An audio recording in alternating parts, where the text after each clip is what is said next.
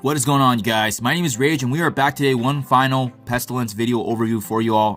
I've been able to actually push my highest run score of 1.34 million now, so I did want to showcase for you guys each of the missions that I have here in terms of the teams that I've utilized, especially with 3 days left. You know, hopefully you guys are able to push as high as you can, and as well as ultimately unlocking Morgan Le Fay. So that being said, guys, this is really cool because this is the highest I've gone with difficulty 8. And just for reference as well, keep in mind I'm 100% free to play. So those of you wondering what my TCP is, it is 11.27 million. So it for sure definitely is possible to push that high even with this roster.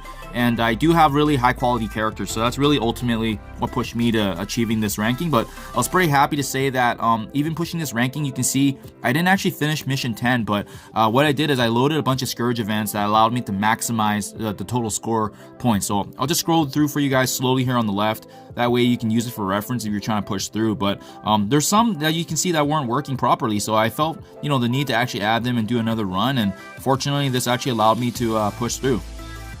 So there you guys have it. Those are all the Scourges I used, total being 103, and that's really equated to 9 nodes accumulating to 1.34 million, being my best score. And it's really cool, guys, because you can see here as well in the leaderboards, if you hit Find Me, even as a free-to-play player, I'm actually getting currently ranked in the top 5,000 right now. So it's actually really awesome to see that. 48, 49.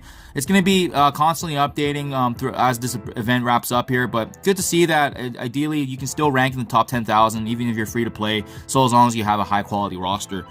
Now let's go break down each of the nodes, you guys, specifically which teams I use and the number of temps, and I can showcase some strategy for you all. So starting things off, I found that the Eternals combined with the new Warriors combination of Shang-Chi, this really made the first run very, very smooth. Node 1 usually is not an issue. Where you might find potentially issues is the next node here, being mission 2. There's more attacks coming at you, but again, I utilize the same team, and just the blinding and the synergies with the Eternals makes it a pretty smooth run overall. So I don't think a lot of players will have issues with the first 2 nodes.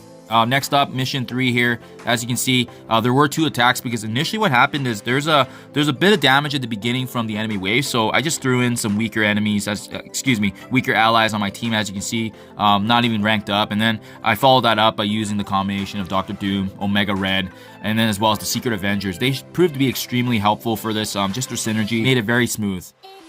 Next up, node 4 here, not an issue as well. As you can see, very similar to my previous team, and then it was only a one-shot as well, so very smooth. At this point, this is where the pain points start getting you guys. And keep in mind, this is going to be possible even without the Morbius and as well as the rest of the Dark Hunters team. But you can see here, my guys weren't built up at all, but there are quite a few attacks in the very beginning. So only one that's kind of decently high is Morbius, and even then at 65k he can only take a couple of hits, but I threw them in there and it took a lot of RNG, but this is what ended up being the team that actually finished the job, which was my Web Warriors. See there, both my Ghost Spider and Scarlet Spider are tier 16 because I am planning to bring them into Dark Dimension 5, so that's why they're level up the way they are. I can show you guys as well at the end of the video in more detail their upgrades respectfully, but that's a team that got the job done, and total team power I think was only about 720k around there. Biggest pain point next to node 7. I would say node 5 and node 7 are likely going to be your bottlenecks if you're trying to push through as high as you can, especially with wrapping this event up here. So next up here, node 6. Again, similar boat. You're going to notice that there's some initial damage output in the beginning. So I just drew in a random team here. As you can see, Baron Zemo, Thanos, Mordo, Loki, and Red Skull. They're just soaking up damage. And then I threw in my real team of Dr. Doom, Nebula, Ebony Maw, Omega Red, and as well as Doctor Strange Heartless. I love their synergies, and they had some really good, strong capabilities. But definitely a good team that was kind of part of my B team because I knew that node 7 there was likely going to be a heavier difficulty. So I did save some characters that you'll see here in node 7. Now, with respect to node 7, this is definitely, I would say, node 5 or node 7 are definitely the hardest nodes in this if you're not including node 10, which in my case I wasn't because I was only going for the 9 nodes to get me the 1.34. But you can see here, starting things off, I actually needed 2 attacks being lower team power here, just because we're actually up against a Silver Surfer in this node. So the Silver Surfer using his ultimate and then Silver Surfer following up with his special. So that's why there's 2 attempts brought in there to actually waste his attacks. And then I brought on my real team here of Dr. Doom, Omega Red, Proxima Midnight, Minerva, as well as Hela, and I found that they were all really useful, and they just had a lot of crowd control. They finished off Silver Surfer as well as the dev pool, which is really the two main pain points in this node. And then I wrap things up with a mini cluster here of the symbiotes, as well as Dr. Octopus and Scientist Supreme. So that really helped clean things up and really finish things up here for Node 7. And then as well as Node 8 and Node 9, you're not going to likely have issues, but we'll go through them as well in detail. Node 8, again, one-shot attempt here, utilizing, again, the Eternals, just their synergy, their damage. What they can do against the enemies is absolutely astronomical. Synergizing as well with the mixture of the Infinity Watch.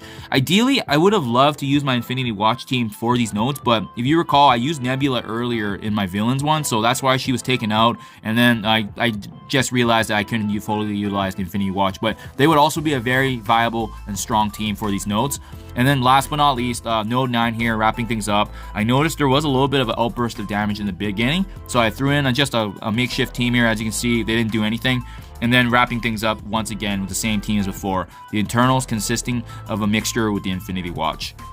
And again, you guys, I didn't finish Node 10 because I knew at this point that there was no way I was going to use the Web Warriors where they were given, and given how their level stats and the lack of Dark Hunters being leveled, I knew they weren't going to finish. So my main goal was just to get to Node 9. As you can see, 1.34 million and being in the top 5,000. So I'm very, very happy with that. As promised, I'll give you guys the breakdown here of my Web Warriors so that way you can see for reference their abilities and the way they got geared up here. So you can see, spared no expense on Ghost Spider. Definitely hands down the most important Web Warriors if you guys are investing in her. And I'm bringing her into Dark Dimension 5 as well. So that's why she's built up the way she is. Next up, Spider-Man Miles Morales. Only thing not upgraded is his basic. Just don't really see the value there. But level 83, and that's there. Spider-Man OG, as you can see, the only thing not leveled up T4-wise is his ultimate. And otherwise, I'm just debating whether or not I should be bringing him in Dark Dimension 5 as well. But still playing that by ear, just given the material constraint. Next up, Scarlet Spider. For sure, I'm bringing him in, synergizing with Ghost Spider for Dark Dimension 5. And as you can see, it didn't need much. Only the special and the passive actually upgraded, but got the job done. And the one I've least invested in is just because Spider-Punk, he does damage, but at the end of the day, given these nodes and where they're at, it was extremely difficult to really truly see value there. He was really just a punching bag for the enemy. So we'll level it up at this point, but very effective in Doom 2 raids, though, for sure. So there you guys have it, my full team and breakdown of the nodes. Hopefully you guys are able to push as high as you can as the event wraps up. Thank you as always, you guys. Let me know what you think in the comments below, and I'll see you guys in the next one.